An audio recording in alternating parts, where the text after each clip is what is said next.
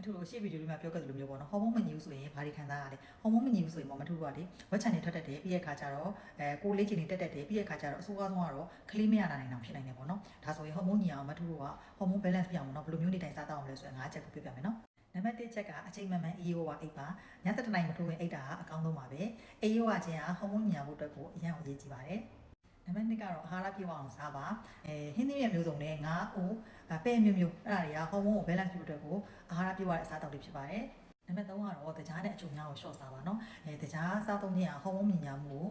ကိုထိခိုက်စေပါတယ်နော်နံပါတ်4အနေနဲ့ကကြတော့စိတ်ဖိစီးမှုကိုရှော့ချရမှာဖြစ်ပါတယ်စိတ်ဖိစီးမှုများတာဟော်မုန်းမြညာတာကိုဓာတ်ရိုက်ထိခိုက်စေတယ်နော်